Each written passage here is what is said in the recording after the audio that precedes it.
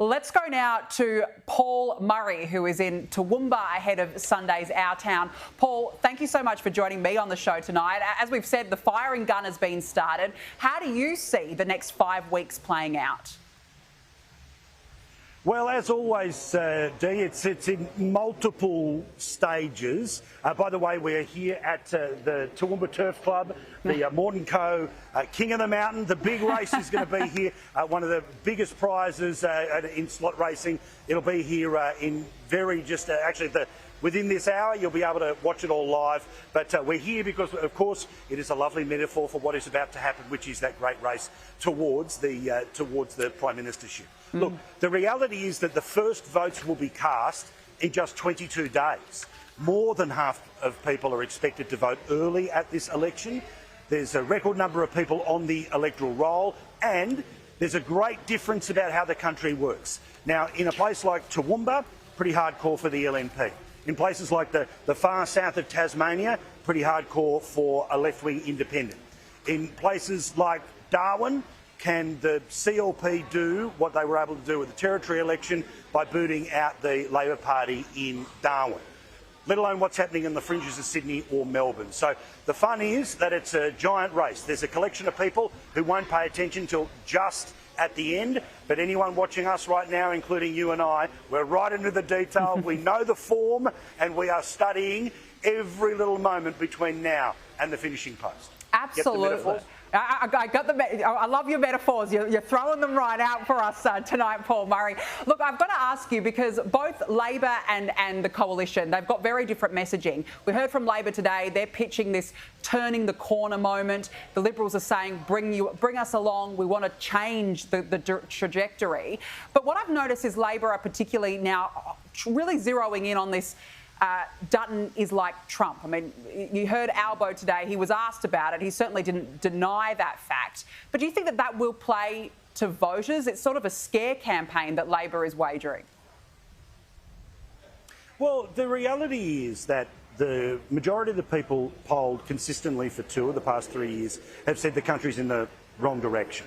The majority of polling, including the very latest polling, shows that the Prime Minister, more than half of the country, disapproves of the way that he is running things. So the way it starts is that this sort of Trumpian caricature that wants to be built by the left, it's not actually connecting with normal people, because if that's the case, how would he have been the preferred Prime Minister in recent polls? The truth is that, with some odd exceptions here and there, remember, governments lose office, opposition don't win office. Perfect example about that was literally at the last election. Labor able to form government with its lowest vote in 100 years. And something that's unique about the election, and the reason that we're talking about it in these real 50-50 terms, is that unlike what the Liberal Party had after a big win in 13 that they were able to, well, burn away in 2016, what the Labor Party won in 2007 but burnt away in 2010 are a series of backbench MPs.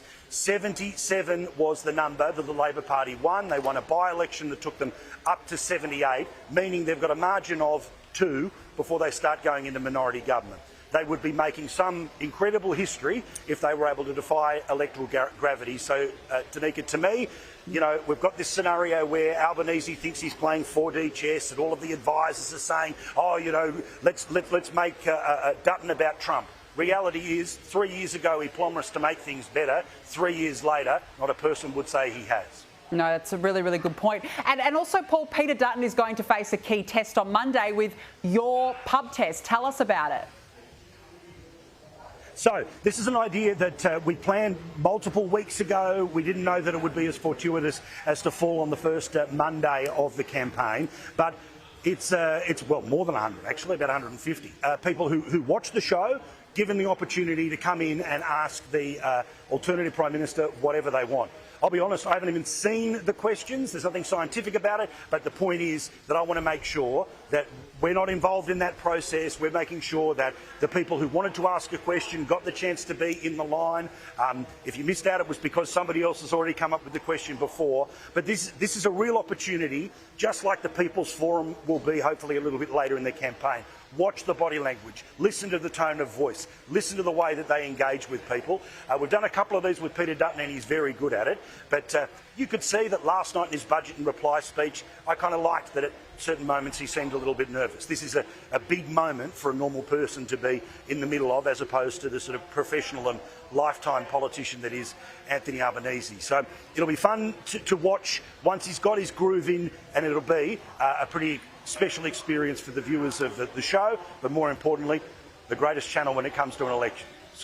Absolutely. 9 p.m. The Peter Dutton pub test. Do not miss it this Monday. With yourself, Paul Murray. And you're right, we're going to be here throughout the entire campaign, bringing our audience the very latest. Paul Murray at the racetrack, a metaphor for the day that we're having. Thank you so much for joining me on the show this evening.